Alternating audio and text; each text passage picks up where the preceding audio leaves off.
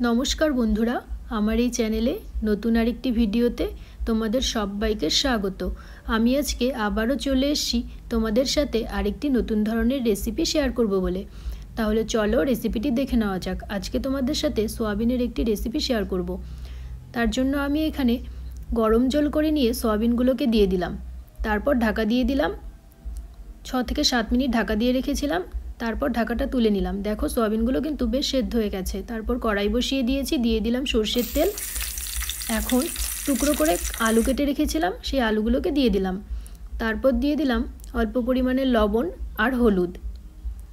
এখন লবণ হলুদ দিয়ে আলুগুলোকে ভালো করে মিশিয়ে নেব।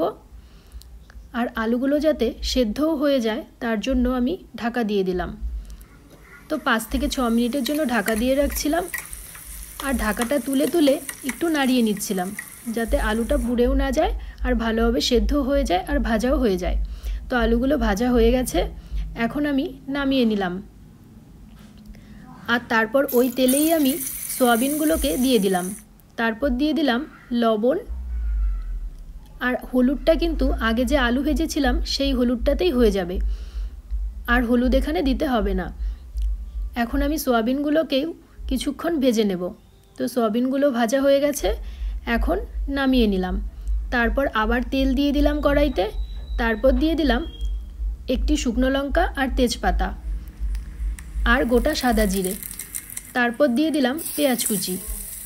এখন পেঁয়াজটাকে আমি হালকা লালচে করে ভেজে নেব। তারপর ভেজে রাখা আলু আর সয়াবিনগুলোকে দিয়ে দিলাম। এখন আলু আর সয়াবিনগুলো খুব ভালো করে পেঁয়াজগুলোর সাথে মিশিয়ে নিলাম।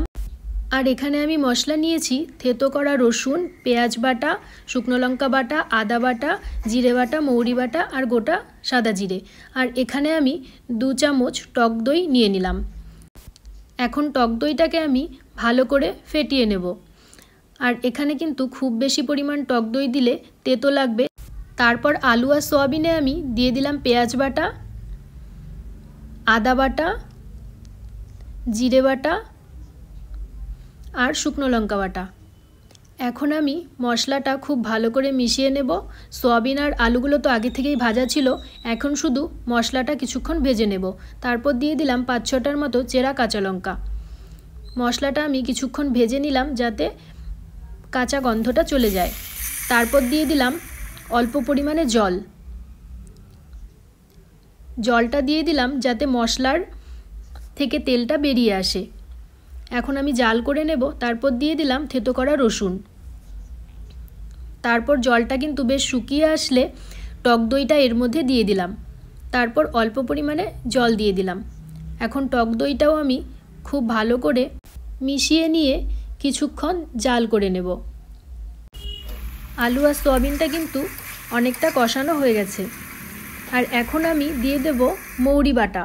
মৌরি বাটাটা পরে দিলাম কারণ মৌরিটা ভেজে তারপর আমি বেটে রেখেছিলাম, তাই মৌরিটা আমি পরে দিয়ে দিলাম।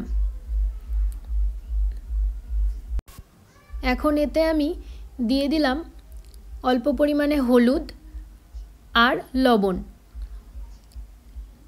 এখন হলুদ আর লবণটা ভালো করে মিশিয়ে নিলাম। আর মশলাটাও কিন্তু বেশ ভালো করে আমার কষানো হয়ে গেছে। এখন আমি এতে ঝোলের জন্য পরিমাণ মতো জল দিয়ে দিলাম। তারপর ঝোলের জলটা ফুটে গেলে আমি এর মধ্যে কিছুটা চিনি দিয়ে দেব। তারপর আবারও কিছুক্ষণ জাল করে নিয়ে নামিয়ে নেব। তো তোমাদের যদি আমার এই রেসিপিটা ভালো লেগে থাকে লাইক, কমেন্ট আর শেয়ার করে দিও। আর আমার চ্যানেলটা এখনও যারা সাবস্ক্রাইব করোনি তারা প্লিজ সাবস্ক্রাইব করে দিও। তো আজকের মতো টাটা।